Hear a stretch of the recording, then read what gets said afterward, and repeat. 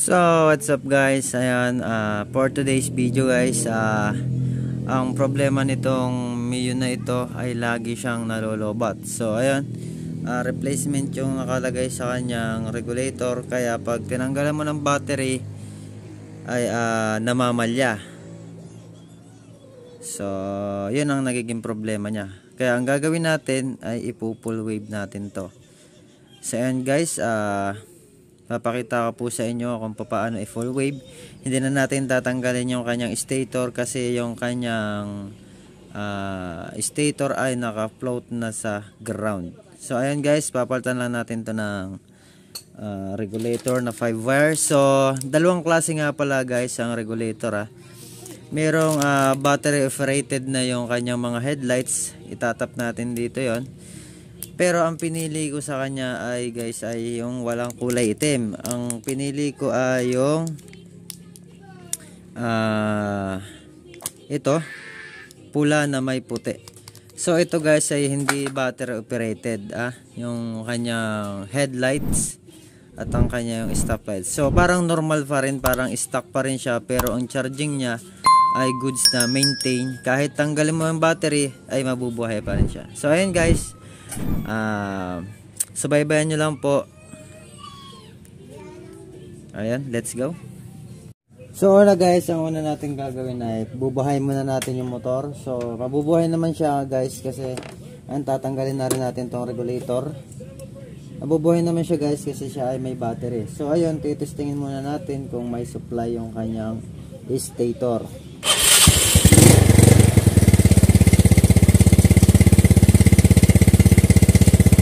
Lang po sa kulay itim yung ground. So ayun, good. Pag ito may body ground guys, itatap nito sa ground, sa body. So pag umilaw yan guys, yan ay grounded. Ayan, good guys. So tapulit natin dito sa itim na may puti. So ayan, good. Nakita nyo, umilaw.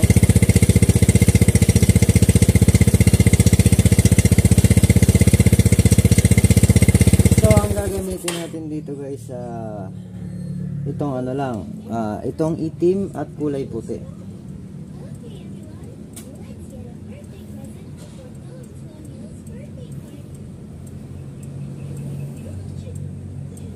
Pwede na rin natin itong tanggalin guys, itong tatlong to, para hindi na kumain ng space. Ito-tape na lang natin. So ayan, ganyan guys, natanggal na siya. Pero hindi natin ito itatapon kasi pag gustong ibalik ng may-ari sa stock ay maibabalik niya pa rin. So una natin gagawin guys, itong kulay pink ay itatap natin dito sa kulay black, dito sa black wire. So tatalop na ako guys dito. Ayan, para contact to contact talaga siya.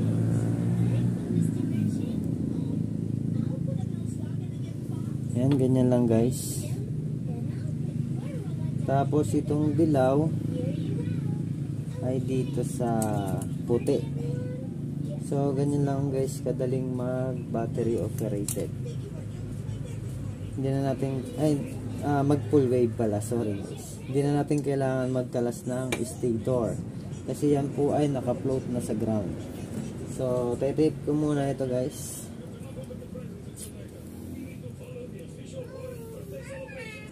Tapos itong isa guys, itong kulay puti na may dilaw. So hindi na po natin ito gagamitin kasi ito ay sa kanyang ilaw. So sa mga ilaw lang yan guys. So sasama na rin natin ito dito pag-tape. Ayan.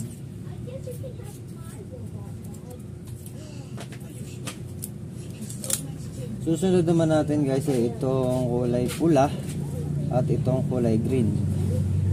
Itong kulay green guys ay dito natin itatap sa kulay itim. Yan dito. Kukuha lang ako ng wire. So ayan guys, hindi na pala tayo kukuha ng wire kasi abot naman siya.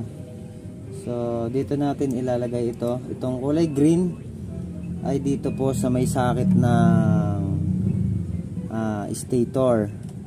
Sa regulator. Sorry. Yan, dito po natin itatap yan.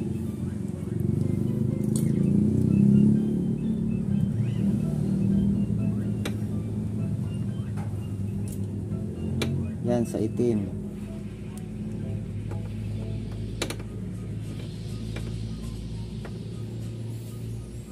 Ito po yung ground niya papuntang battery.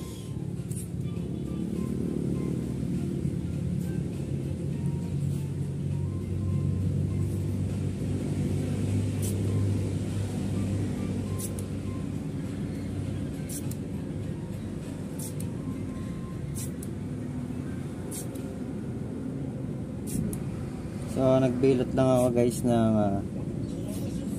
electric tape para mas mabilis nating ma-tape.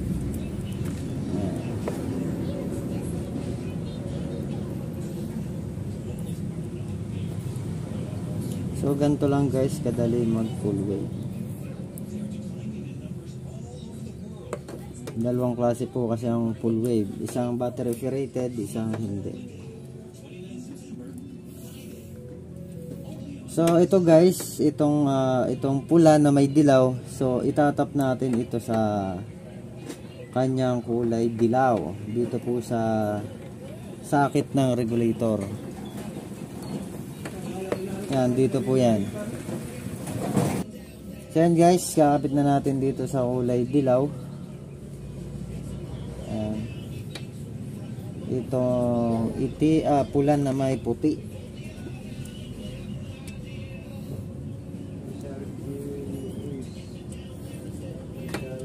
I-check natin yan guys mamaya kung maganda nga ba ang kanyang supply.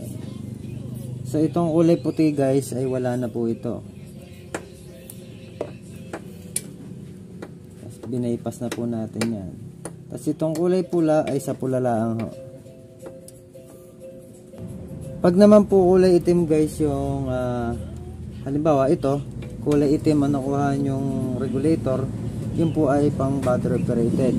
Itatap nyo po yun sa accessories wire, yung kulay brown dito sa may papuntang CDI, para po hindi lumubo ang inyong battery.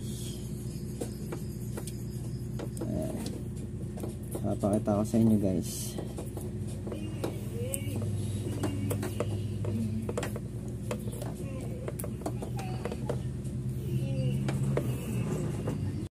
So ganito po ang kanyang itsura. Itong kulay pula na may puti ay dito nyo po itatap sa kulay dilaw. So bypass na to wala na po ito. So itong kulay pula ay sa pula lang din. Tapos itong kulay green, ayan, sa kulay itim. Tapos itong palabas ng stator, yung kulay itim ay tinap natin sa kulay pink, yan. Tapos itong pula na dilaw na may guhit na pula ay tinap natin sa kulay solid na kulay yellow. So ayun guys, testingin na natin kung siya ay gagana.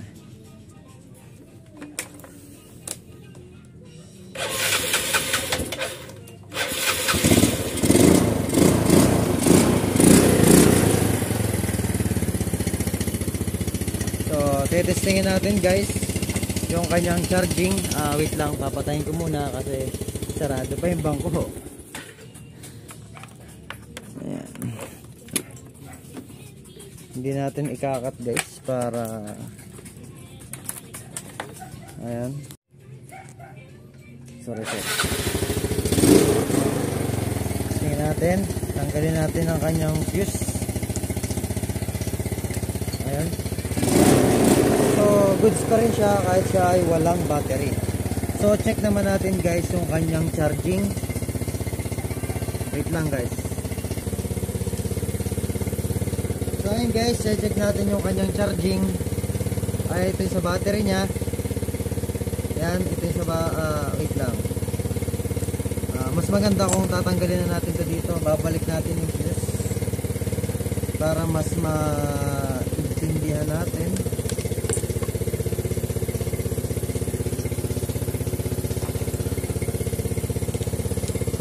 Yan, tatanggalin natin yan guys.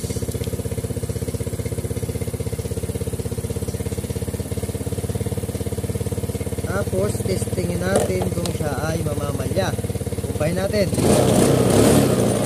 So, goods guys. So, ang i-check naman natin sa kanya, may problema dito guys ay carburetor na taas ang minor. So, ayun, i-check natin tong kanyang charging. Ayan maintain ang supply niya guys. Hindi siya nagbi-blink. Ayan, maintain. So, goods guys yung ating ginawa. So, ayan lang guys. Maraming salamat po sa inyong pagsubaybay. And ito lang po ay dito ko na lang po ito itatap. So, ayun, ganito So, hindi siya nag-iinit guys. Pag tama po ang kabit natin, hindi siya nag-iinit. So, hawakan nyo siyang ganyan. Damahin nyo kung hindi siya nag-iinit. So, elaw, syempre. So, ayun, goods. Nataas ang minor.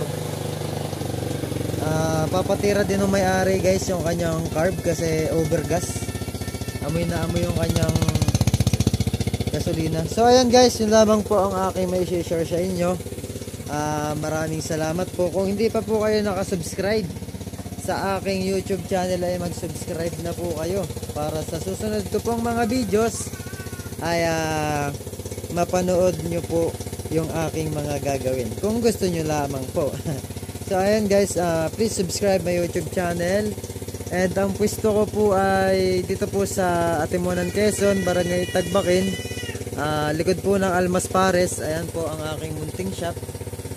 Ayan, yan po ang aking mga ginagawa. So ayan, may nakapila pa. Yun guys, so overhauling ko rin. So ayan lamang guys, sumaba na tayo. Ayan, tawag dito. Maraming salamat po. And thank you, bye-bye. Kasi ayusin ko pa yung kanyang carb.